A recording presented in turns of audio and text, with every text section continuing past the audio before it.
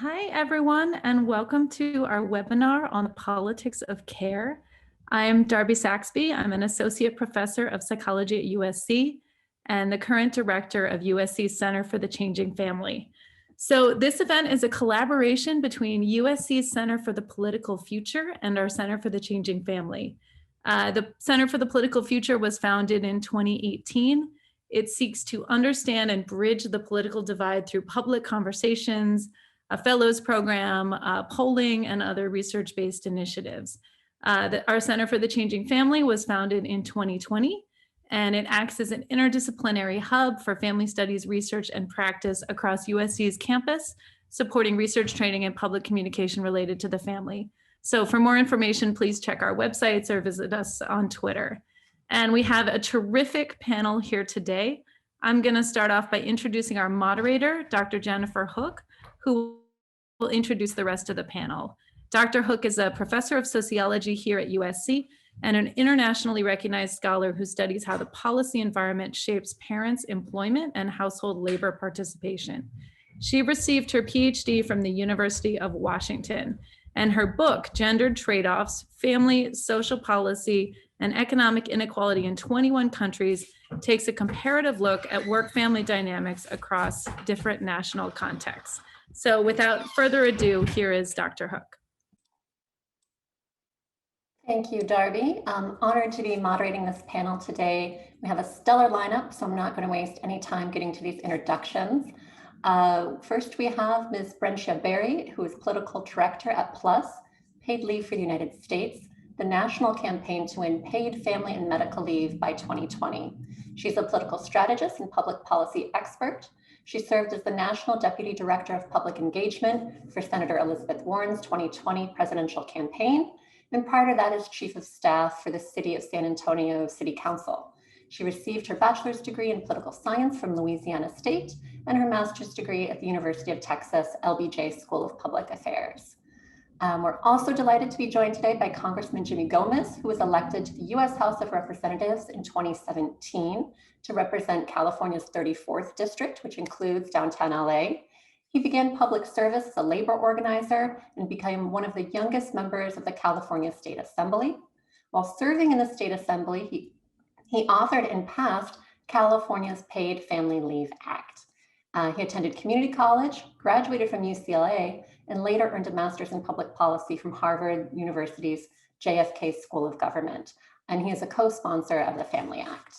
Last but not least, we have Ms. Vicki Chabot, who is a senior fellow of paid leave policy and strategy at New America's Better Life Lab. Prior to joining New America, she led the National Partnership for Women and Families Workplace Policy Initiatives, spearheading efforts to secure federal executive actions on paid sick days, equal pay, and sex discrimination. She serves on a number of advisory boards on leave issues, including the Paid Leave for All campaign. She graduated from Pomona College, earned a master's in political science from the University of Michigan, and a JD from the University of North Carolina School of Law. So I want to get right to questions, but a tiny bit of background before we launch in. As many of you are probably aware, the US has no federally mandated paid leave. Since 1993, we've had the FMLA, which provides 12 weeks of unpaid job-protected leave for birth, adoption, as well as to tend to one's own medical care or that of an immediate family member. But due to eligibility requirements, 4 in 10 workers aren't even eligible for unpaid leave. A few states, including California, have stepped in to provide paid leave, as have some employers, but most Americans have no access to paid leave for birth, adoption, or serious illness.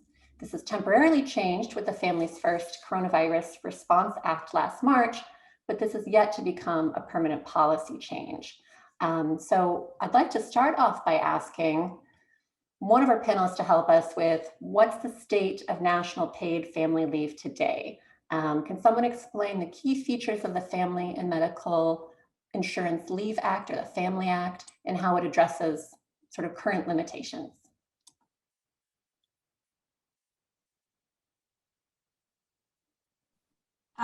It's Vicki, and I'm happy to jump in unless the congressman wants to go first. I feel like he has privilege here. All right. So the state of paid leave today is that just 20% of workers have access to paid family leave through their employers. That's paid time to care for a new child or a seriously ill loved one. Only about 40% have access to personal medical leave through an employer's temporary disability plan. This means that most workers don't have paid family or medical leave for a serious personal issue, to care for a loved one, to care for a new child. Certainly during COVID, a lot of people did not have paid leave before Congress acted to provide care to a child who was out of school. There are states that have passed laws like the one that Congressman Gomez championed as a member of the California state legislature. So there are social insurance programs set up to provide paid family and medical leave that are in effect in 6 states plus DC now. And there are 3 more that'll be coming online, and I'm happy to talk more about those. And at the federal level, momentum has been building behind something called the Family and Medical Insurance Leave Act, which would guarantee 12 weeks of paid leave to care for a new child through birth, adoption, or foster placement, to care for a seriously ill or injured loved one, to deal with your own serious health issue, or to care for a military service member who's been injured, or to deal with the effects of a service member's deployment. It would be structured as the states are, as a social insurance program, which means employers and employees would each provide small mandatory contributions to a public fund. And that is how employees would be paid, or workers would be paid when they need to take time off. It would cover traditional employees, part-time employees, and self-employed workers who would pay in just as they do to Social Security. And workers would get at least 2/3 of their wages replaced. And there's some work being done looking at state programs to improve those benefits even more, to make sure that they're equitable for low-income workers. In addition, workers can't be retaliated against when they take leave. And that's key. There are features that could be enhanced even more, including full job protection, which we know is a very important feature in state programs. But those are the basic outlines. Basically, everybody should have access to paid family and medical leave, no matter where they live, who they're caring for, or what job they have. And that's what the Family Act would do. Thank you. So how has COVID shifted the perception and urgency of implementing a national paid leave program? Hi, thank you for having me first. And you did a great job going over the state of leave in this country. But I just want to kind of also stress that if you really think about it, there wasn't really a discussion of paid family leave during the 2000s, right? There was, but it was so in its infancy. It wasn't until 2016 where Hillary Clinton made it a big push on her during her campaign, and that's where you saw the drumbeat. And in 2016, California just the 2 years before had just celebrated its 10-year implementation of paid family leave, and other states have now moved along, and now there's that discussion. But it was the I want to just say when people are not aware of a program, they don't know what they're missing out on. They know that they want to go and bond with the child or take care of a sick family member, but they have no idea that there are some states that are providing it. I think that's what this advocacy that all the groups are doing have kind of done, is raise this as a higher and higher issue, which makes it more likely that we're going to be able to pass something, right? When you start hearing Republicans, even during the Trump administration, talking about paid family leave, they had different ideas. They want to take money from different sources, but at least they're having that conversation. So I think we're moving forward on that debate. There are other issues when it comes to it. Because of the national pandemic, all of a sudden there was more of a interest of how do you take care of a sick family member or newborn child, right? So it was all of a sudden the pandemic made the need even greater. There was programs like state disability insurance programs that if you got sick, usually from work, you got sick, you could take time off and take care of yourself. But there was nothing that said, okay, if a family member gets sick, what are you supposed to do? So I think that we're moving in the right direction. And as the crisis worsened, we passed the Families First Coronavirus Response Act, which included the first federal legislation providing paid family leave. 140 Republicans voted to pass it, which was a big deal, and 8 Republicans in the Senate, but they weren't necessarily voting for paid family leave. I think that they can claim it now, but it's not something that's not their, I don't think their main reason why they voted for it. So I think the pandemic has just highlighted just a lot of what we've seen. The fact that there's the social safety net is not as robust as people think it is. That a pandemic has hollowed out, when it comes to the impact on cities and workers, but especially women.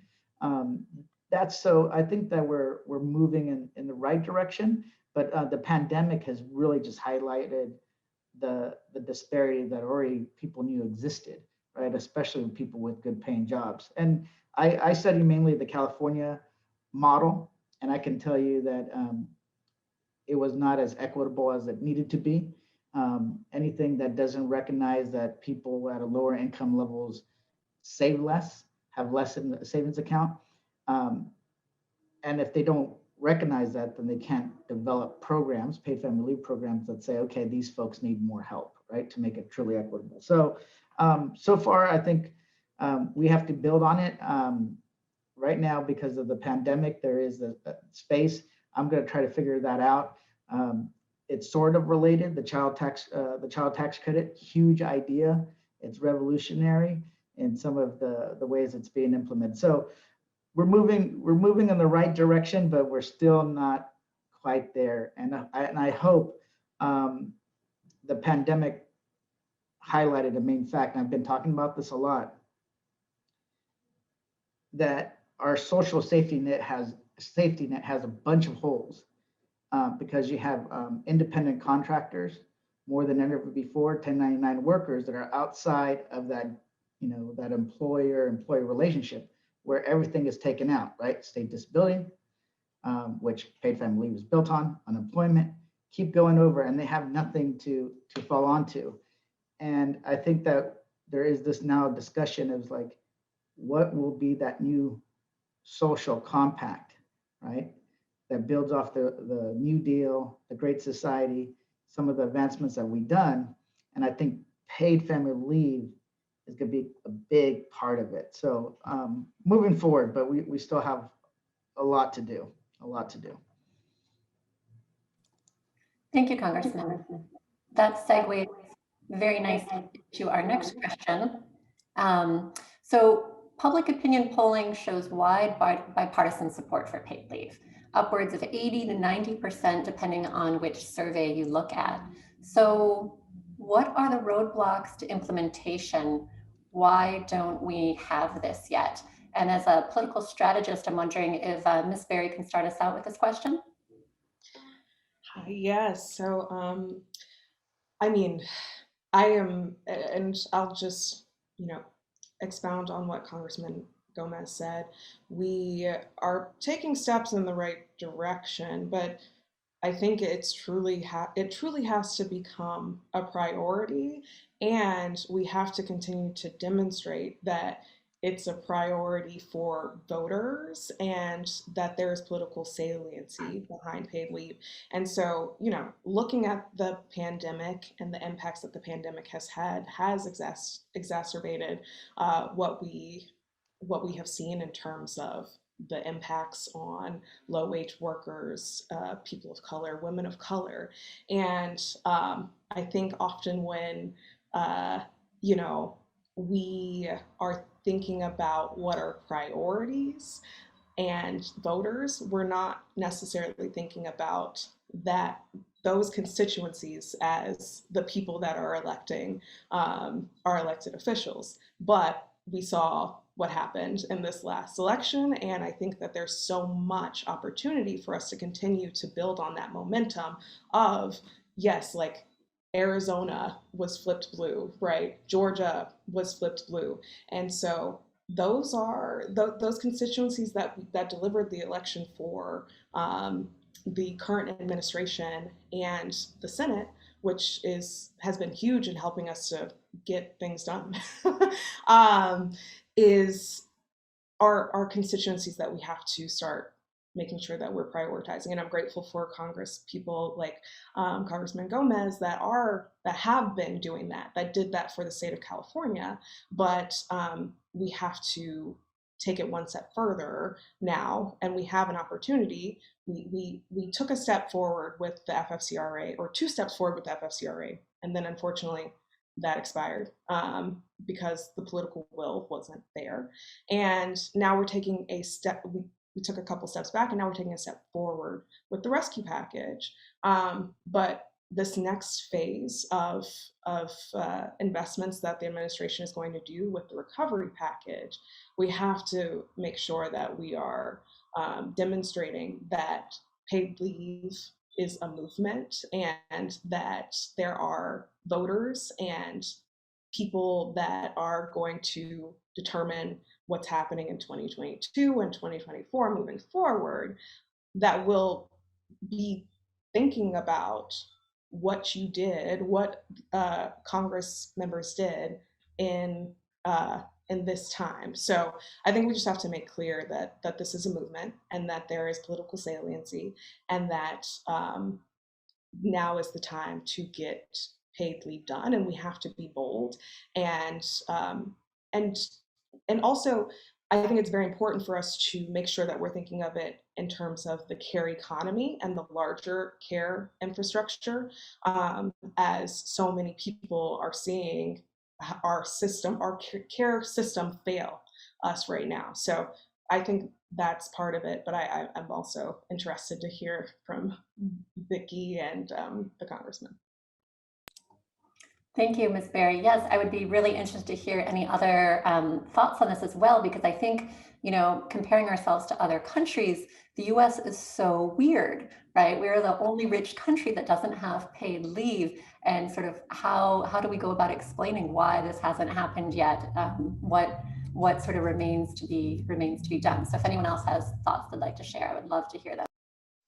Yeah, I'll jump in to sort of tie together a few different threads that have come up in your questions and in what Brencia and the congressman have said, which are a couple of things. One, we saw from the FFCRA, the emergency paid leave that was in place, that 400 COVID infections per day per state that didn't have pre-existing paid sick days laws were prevented. So this was a public health policy. The child care leave that was in place for 9 months last year was an economic support policy and a workforce protection policy. These are the values that carry forward in paid leave. And I think, if there's anything that this pandemic has shown, it's the importance of being able to provide care for yourself or for a loved one, or to protect your health or the public's health without losing your job or risking income. To the disparities point, the very people who were on the front lines of this pandemic were also those that didn't have access to paid leave and suffered. And as a result, we've seen more than 5 million women leave the workforce during this period of time. And so as we think about how we build back better, how we build back in a way that is equitable and inclusive, brings the women in particular who left back to work, ensures that people are able to care for the growing population of older folks, and that we're able to protect not just the people who had serious health issues before, but the new crop of people who now have a pre-existing serious health condition as a result of COVID. We cannot let this moment pass without providing paid leave. And I think, to Brencia's point about building a movement, there is a newfound public understanding that has added, we've always had broad public support. As you said, that support has long crossed party lines. 75% of Republicans, 66% of Republicans, typically 75% of independents, 80 to 90% of Democrats supporting paid leave, usually between half and 2/3 support it strongly. That was true before the pandemic. We've seen record low levels of opposition and record high levels of support for permanent paid leave now across the country, including in battleground districts and states. People have a new expectation about what it is that should be in place for them, a safety net or a backstop or a baseline that should be in place for them.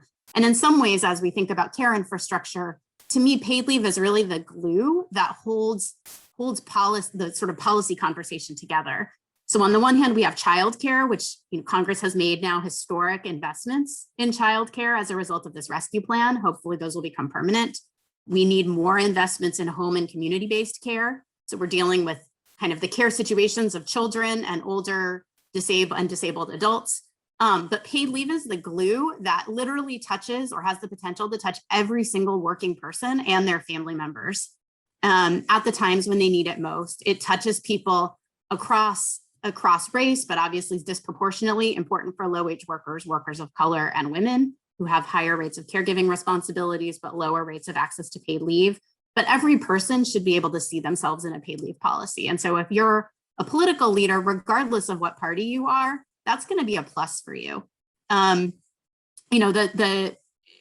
as politicians and President Biden in particular are talking about unity policies, paid leave should be a unity policy for the polling that I just talked about and that you referenced, Professor Hook. And because it is literally something that is founded on the idea that you should be able to be there for yourselves and your loved ones. It's a values policy as well as an economic policy and a workforce policy. And we are, as you said, one of the only countries in the world that doesn't have any paid leave. And with respect to the pandemic, that actually set us behind. There's some great research from UCLA, which I know USC, UCLA, as a California girl, I know that's contentious, but there's a center at UCLA that's done some great work on the international comparisons that I think fit really importantly into this conversation about how we want to move forward as a global economic superpower moving forward too. Thanks, Ms. Chabot. Oh, Congressman. Yeah, no, great points. And I was just on a Ways and Means call with Secretary Janet Yellen, and she said that that participation by women in the workforce, it's the lowest point since 1985. So, and if you remember the 80s, it was not very, if equity is bad now and being treated equally was is bad now, it was even way worse in the 80s. So that's how far we've fallen. And you always hear the same kind of attacks, right? That's too much of a burden on small businesses, too much of a burden on corporations, it's too much. But we all know, if you've studied it, that that participation actually goes up, the workers are more effective, productivity is higher, right? So it's not, it's a question that we always have to beat back these comments and these criticisms because they're just not based in fact. And we also have to make the public understand how it's going to impact their lives, right? And that's something that we always have to go back to. That, you know, this is part of a sales job on how we talk about it, but it does have an ability to really change the lives of people who are involved in caregiving and bonding with their children. And if I'll make an argument as well, is that studies have showed, even in California, that the participation of men taking paid family leave to bond with a newborn child increased over time as more of them became aware of it, and it helps change the perception of what a man's role should be in bonding with their child. That caregiving isn't just a woman's responsibility or raising the kids. And that is, I think, better. It makes our society and our country better off. So the benefits are immense, but we definitely have to keep that drumbeat up. And an administration can make a big difference. You know, when Obama was in the White House, the labor secretary was going state by state pushing paid family leave. And as each state comes online, then the pressure to do something nationally increases. So strategy is also, we have a control of the federal government, 50 votes in the Senate. Not all Democrats are created equal, but I appreciate that they're still, still there, that we have the majority. But we need to figure out how we play the inside-outside game to restart the momentum that we had before the pandemic. Great, thank you. And this has been brought up by, I think, all three of our panelists have had hints of this in their answer. But we know there are strong disparities in access to paid leave by income, by race, ethnicity, where the most advantaged workers are most likely to have access. So I would love to hear you just reflect a little bit about how paid leave is an equity issue.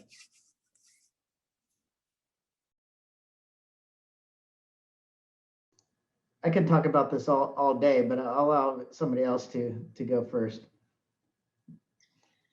Yeah, I mean, so I'm with you, Congressman Gomez. It's a huge equity issue. We have seen research that demonstrates that, you know, even the racial wealth gap. Access to job benefits accounted for 20% of the widening of the racial wealth gap. So, you know, I really love what Vicki said about paid leave being the glue that holds it all together. And I think that's very true when it comes to the way that we're looking at equity and care. And it is like inclusive national paid leave program and policies would only improve access for the people, the very people. We're seeing this she session as Vicki and the Congressman mentioned, and it is really, really impacting Black and Brown women and people of color. And so those are the people that we have seen the biggest loss from the workforce over these past couple of months. And the way that we get people back to work and start combating these inequities is by passing national comprehensive paid leave policies. And I'll also say that Black women and Latino women are the primary breadwinners in a lot of their households. And so them leaving the workforce is just creating even further inequities on top of what was already happening when we're looking at the racial wealth gap and pay inequities and access to care and resources and benefits that people need to be able to survive right now. So, I mean, it is point blank an equity issue. And I think that sometimes it's not been perceived that way because we talk about it as like maternity care. And that is part of why Congressman Gomez's point is so important, that it's not a women's issue, and it's not just like making sure that everybody has access to paid leave is only going to improve and like decrease barriers for the people that are most impacted, because the burden is not solely on them to try to work, take care of their families, their loved ones, or even themselves, and have to choose between that or their livelihoods. So it is very, very important for us to get this done.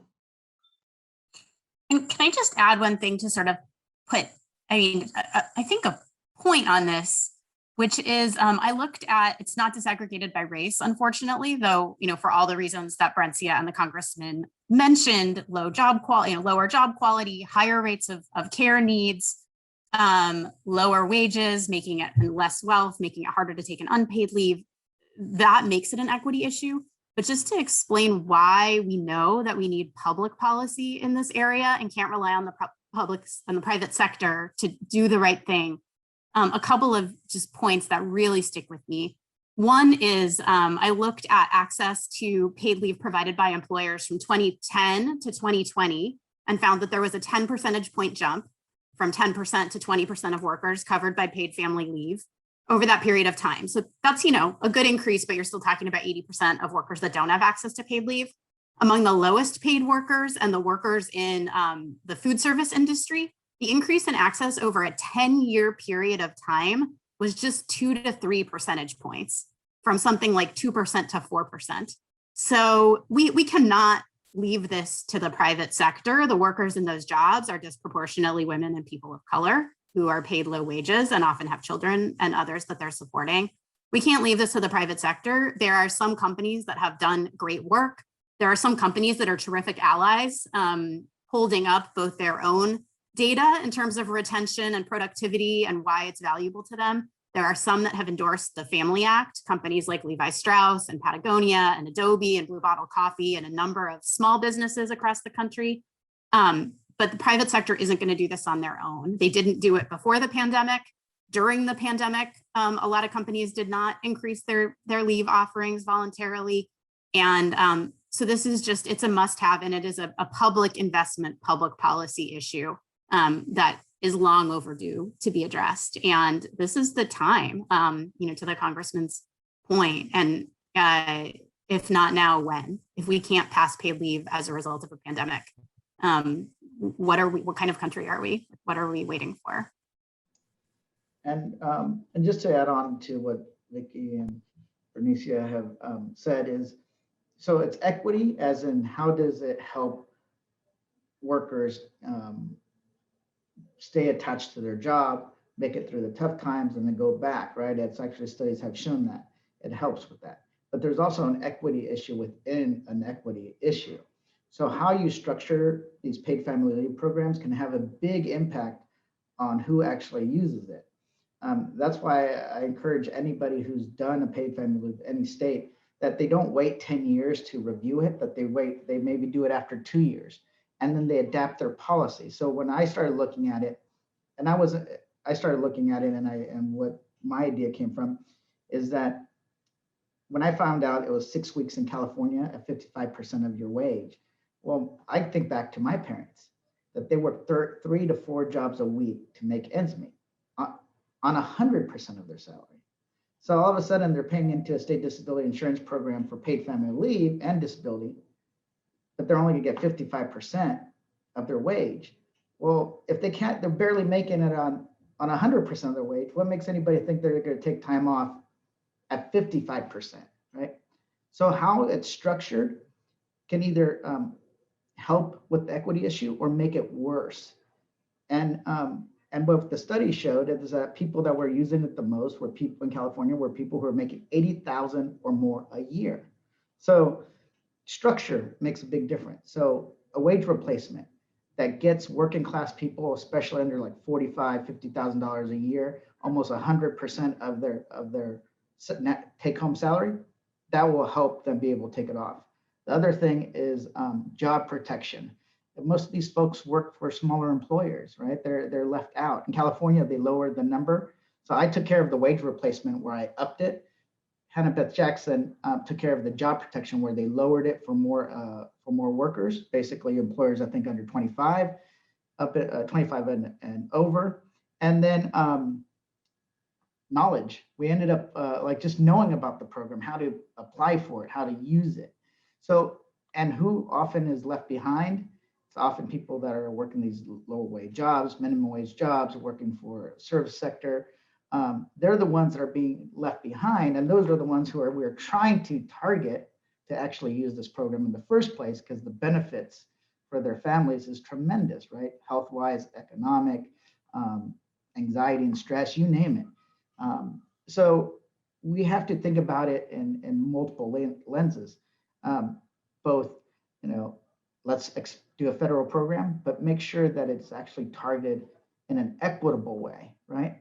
And that's something that I've been pushing for a long time, but Chairman Richie Neal of Ways and Means just assigned me to be a co-chair of new racial and economic equity working group with Terry Sewell and Steve Horsford to look at all these little programs that should be reducing and helping reducing the inequity that we see, but they're not quite there. So that's something that we're gonna go through the Family Act line by line and say, okay, is there things that we can improve on it?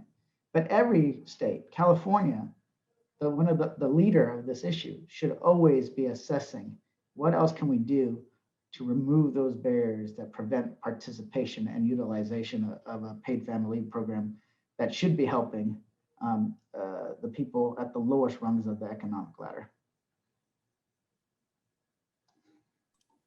Thanks so much. I was passionate about the equity issue. Yeah, thanks so much to all three of you for responding to that. I mean, we could have an entire day symposium on paid leave and equity issues, but unfortunately, with our 45 minutes, I'm going to keep moving on. But I think this also ties into this next question as well, is that similar to the FMLA, the Family Act is broadly inclusive to caregiving and medical issues across the life course, right? Encompassing parental, medical, caregiving leave.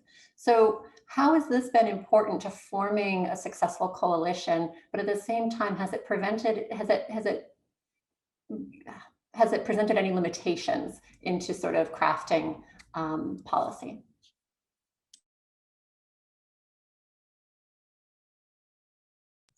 I'm happy to start on that one. So in terms of the coalition building, the breadth of the policy is actually a tremendous strength. It's when I was at the National Partnership for Women and Families, the National Partnership convenes the National Work and Family Coalition, which is a coalition of about 300 groups. And, at that table, it is everybody from, early childhood education and child development groups like 0 to 3 to the National Alliance for Caregiving, to the National Military Families Association, to Us Against Alzheimer's, to racial justice and civil rights groups, to the Human Rights Campaign. So the comprehensiveness of the bill actually provides a way for, and the comprehensiveness of the caregiving that's available provides a way for different people to see entry points into the conversation. So I think it's a tremendous strength. Where we have started to see challenges is mostly along partisan lines, where Congressman Gomez referenced this at the beginning. There are a few Republicans who have started to talk about this issue, President Trump and the former guy and his daughter talked a lot about this issue, Senator Cassidy of Louisiana, Mike Lee and Mitt Romney of Utah, Joni Ernst of Iowa, have talked a lot about paid leave, but when they talk about it, they're only talking about paid leave to care for new children. And the proposals that they've come up with wouldn't actually make new investments. They would just require a redistribution of resources away from the very same people who need them now. And that ignores the fact that the period of time that you need to care for a new child is very, very important, obviously, for all sorts of reasons. But it ignores the fact that children live in families for many, many years. And when a parent gets sick, or a parent needs to care for a grandparent, or a parent needs to care for another parent, or a parent needs to care for a child who is seriously ill, that family still needs income, or they're going to face all sorts of consequences, whether it's the inability to pay for groceries and food, or to pay rent or utilities, or any other thing that you might need in order to keep your job and keep your income. Paid parental leave for new children alone is completely insufficient to the challenge that lies ahead. And so that is why the comprehensiveness is so important. It's true that it makes a policy more expensive, but I think any conversation about expense and what a policy might cost is really not the right question to be asking. The question is that we should be asking is, what is it costing us to do nothing? And the answer to that is, $22 billion a year in lost income for families. It's, $250,000 or more in lost wages for adults who have to leave the workforce to care for an aging parent. It's people with medical bills that pile up because they can't take time. And so we're already losing, untold billions of dollars. And so the conversation about what paid leave costs is a red herring to me.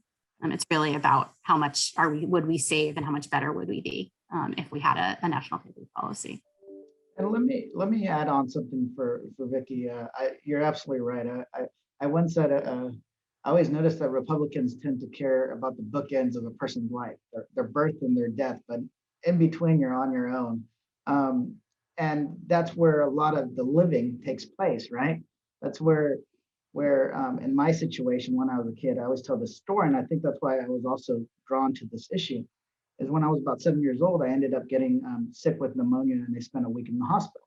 But because of the missed work shifts, because my parents didn't want me to be in the hospital alone, somebody was always there, and the extra hospital bills, this was back in the 80s, it almost bankrupted my family. And the reason why I know that, even at a young age, is because my siblings told me we weren't getting presents for Christmas that year because of the hospital bill that we got from the summer before. So it's not just about the bookends of a person's life. It's about how families are struggling throughout a child's life or their parent's life.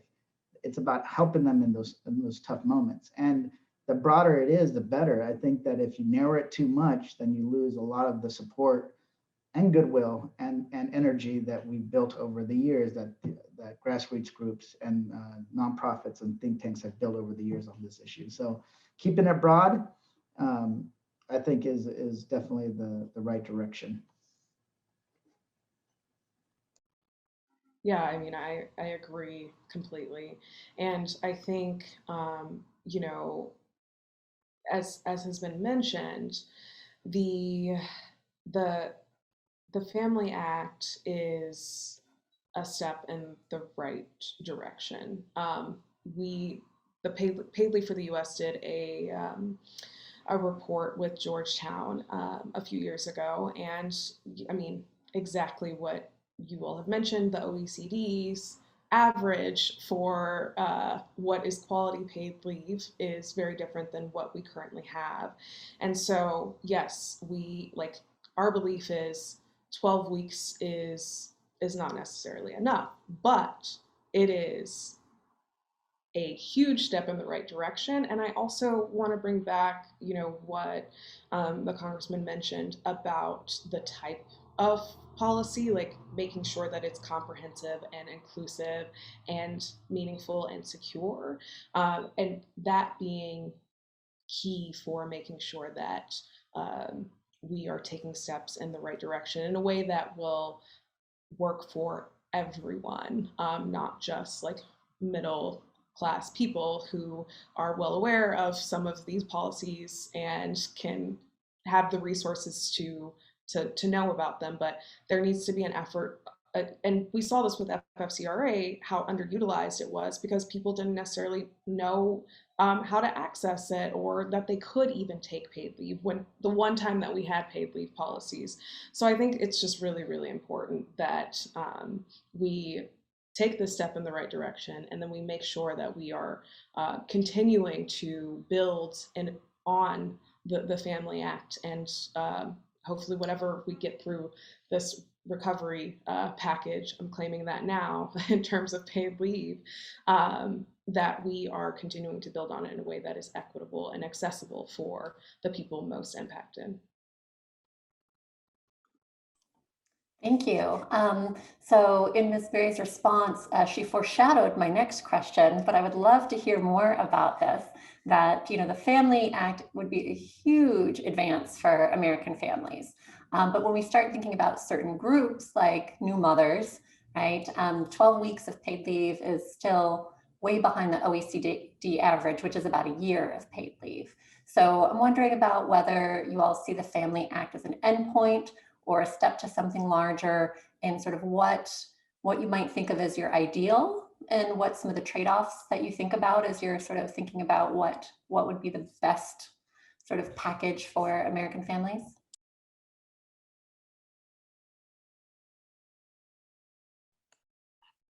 I will take a stab at this question. So I think that the Family Act, if the Family Act passed with some of the enhancements that were discussed in a Ways and Means hearing that happened just before the pandemic, it would be a tremendous, important, and historic step that has been long overdue for more than 28 years now. So I would start there, and I would celebrate it, and I would, of course, you know, as the congressman said, look to evaluate how it's working and continue to build momentum and keep the coalition going to make tweaks over time. I think what I find really challenging about the sort of like what policy is best question is that it really depends on what you're trying to maximize. So if you're trying to maximize newborn health and maternal well-being, like health well-being, you want to have, you know, a year of paid leave.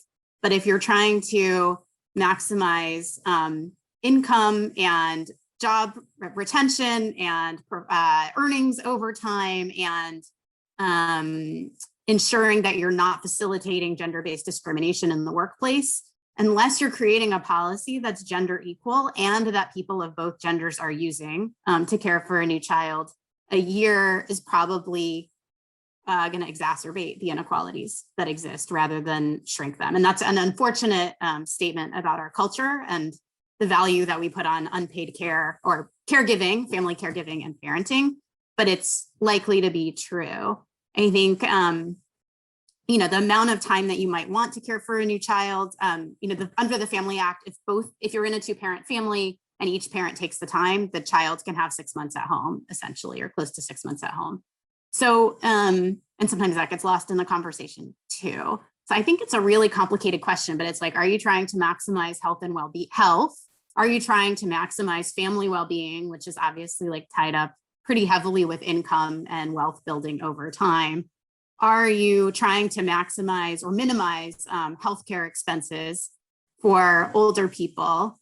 Are you trying to maximize like the possibility that a caregiver to an adult will go back into the workforce rather than drop out? Are you trying to maximize like for business to continue to operate efficiently? All of these things have different answers. And I think one of to me, the thing about the Family Act is that it, I think, sits at a pretty sweet intersection of trying to maximize, you know, create like a, you know, the utility function that maximizes each of those things, at least as far as the US exists today and the culture that we have here. Great, thank you. Does anybody else want to jump in before I turn us towards audience questions? Because we are at 12:45 and I want to make sure our audience gets a chance here. I just want to add that Vicki did some great points. I think the 12 weeks, if we got 12 weeks, it would be huge. It would, as Biden says, it would be a BFD, right? It would be just big. And so even though we don't match up to what other countries are doing, for the United States, it would be a leap forward. So I think people should, 12 weeks would be high. And for and here's the thing, this is what people don't like, there is a correlation between cost and who's utilizing it and length of time. So when I was looking at extending, I tried to do 12 weeks. I want to do 12 weeks in California, but for lower income folks, it's relatively cheap, right? Just because their salaries are so low. But the high utilization rate of higher income folks, adding on weeks was really expensive. I'm not saying that's a reason to not do it. It's just you got to be cognizant of that, the correlation between the extending weeks and cost, because the people that are more likely to use it, and that's why equity is such a big deal, are the higher income folks. That's going to drive your costs. So and it's a social insurance program. So how you do it matters, but 12 weeks would still be groundbreaking. Thank you, Congressman. Yes, I want to be very clear that I agree 12 weeks would be groundbreaking. And in my own research, I look at the sort of unintended consequences of leaves that are maybe too long for gender equality, right? So I'm pretty sensitive to these issues and would think 12 weeks is an amazing advancement for the United States for sure.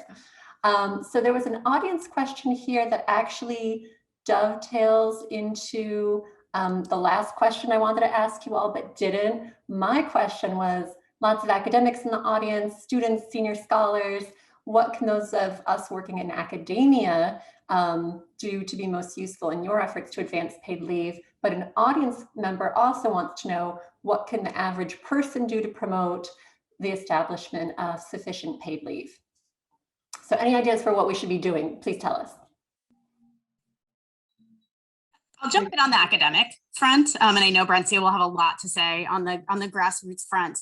And it's a great question because tomorrow, and heads up to you, Congressman, because you'll be getting this letter. There is a letter coming from close to 300 business and management school professors across the country who have come together to urge Congress and the president to pass comprehensive national paid leave as part of economic recovery. So one way that academics can get involved is simply to lend their voices as experts in this space on their own or with colleagues. And sometimes having unexpected messengers gets attention, both from policymakers and from the media in a way that raises the profile, ups the stakes, and creates the salience that Brencia was talking about.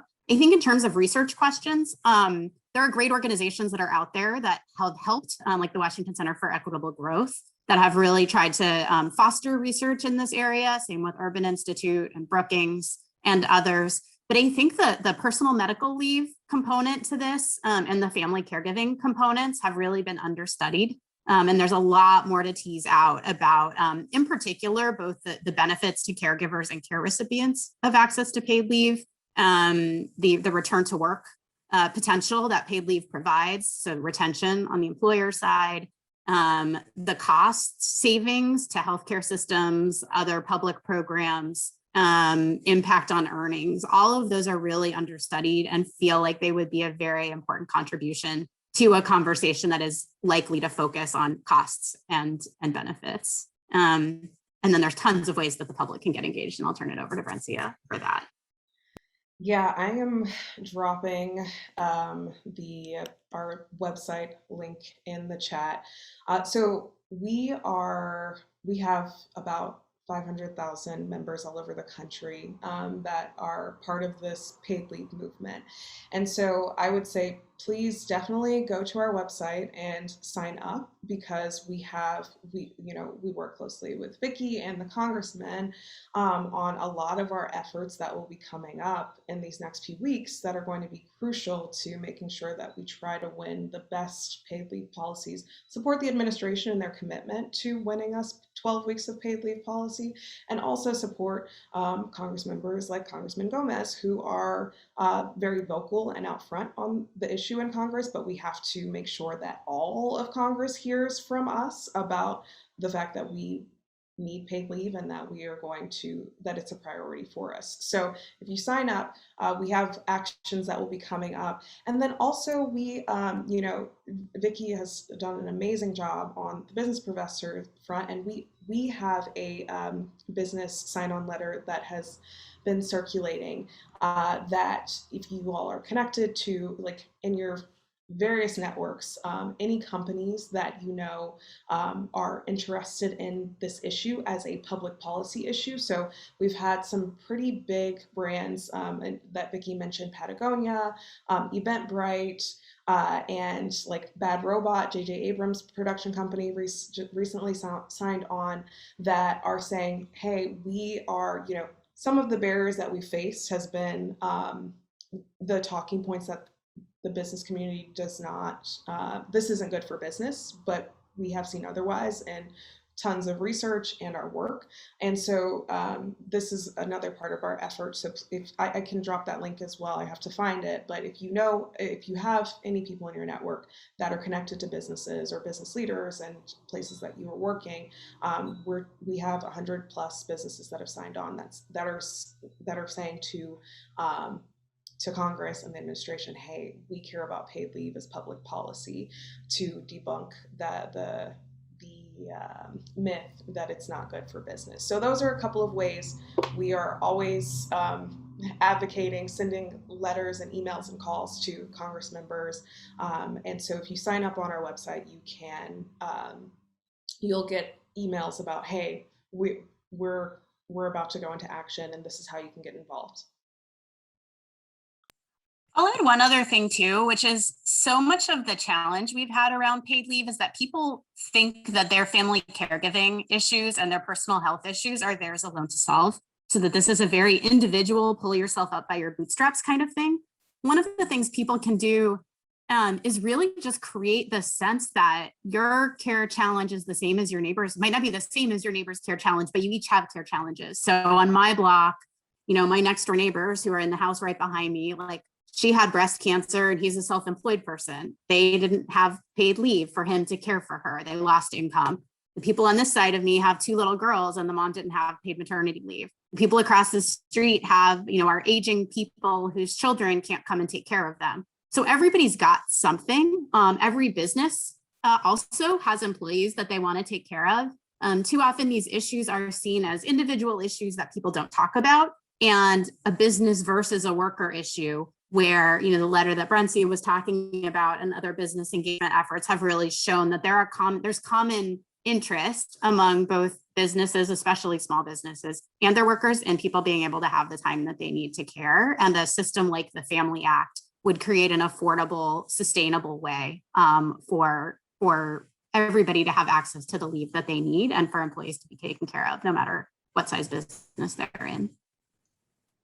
Yeah, and I think the demonstrating it really to states. So anything you can do to highlight state programs, what it does to the state budgets. This is thinking as a legislator, because you're more likely to be able to help pass some of these state programs quicker. And once it's in place, people start thinking about it differently. I think if I can remember correctly, I got a few Republican votes in it when they thought when it was structured when the fact that it was going to help more lower income folks that live in, say, Central California. That's where most of our Republicans exist anyway. So figuring out how that impacts those districts, you're going to have, you might have a big impact, and you can use that to sell the program. So that's what I was thinking, is like, what information would I need? And it's like, well, if I'm a state legislator, is really kind of what impact it has on the state budgets, right? And that is key. And then using also having enough data in order to swat down any business excuse that emerges.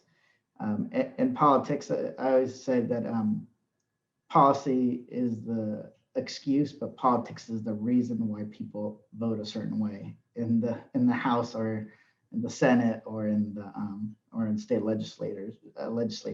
Hate to put it that way. And then if you're able to knock down any of their policy excuses, all they have is politics, and then it's harder to defend if they're against it. And oftentimes they come around towards it. So that would be my advice.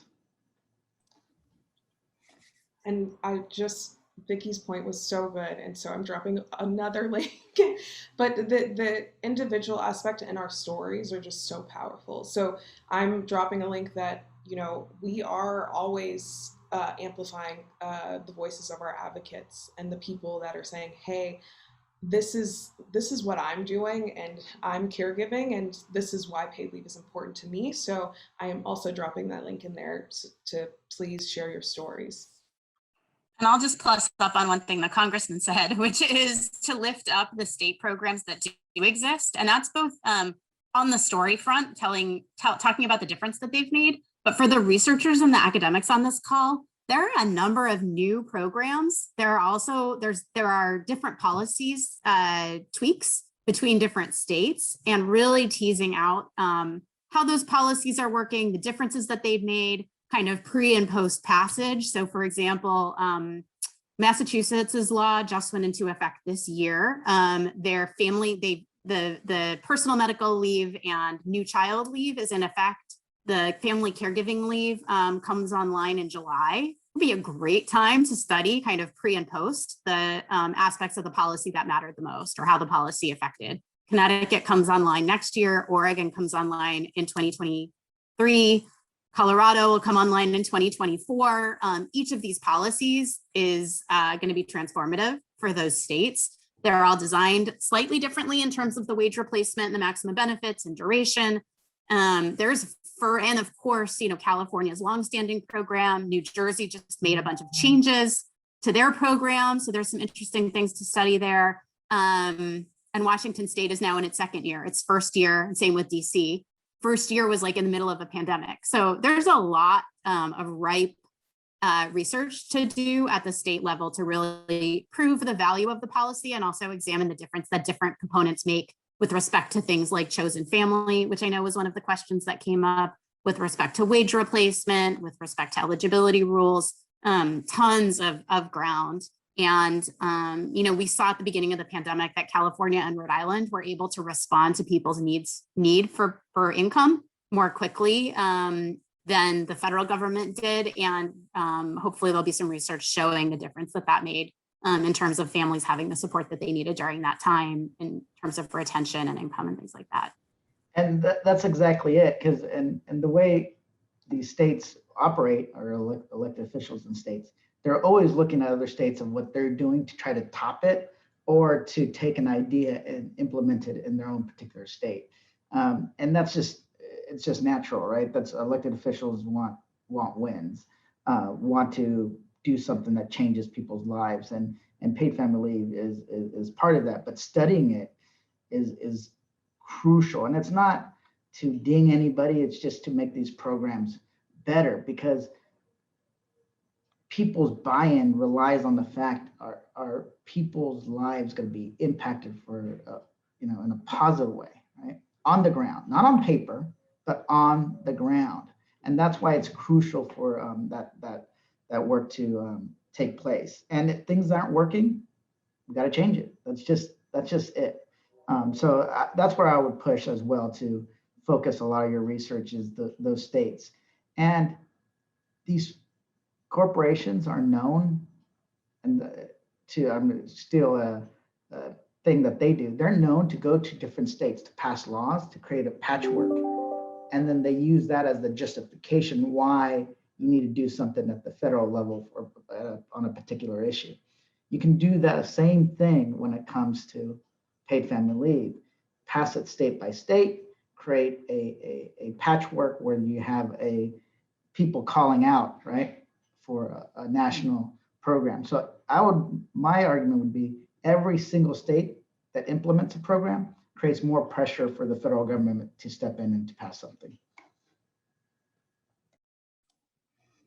I want to thank all three of you so much for your response to that question, and for incorporating answers to questions that I didn't even get to ask you that were brought up in the chat, because unfortunately we've run out of time, only having an hour together today.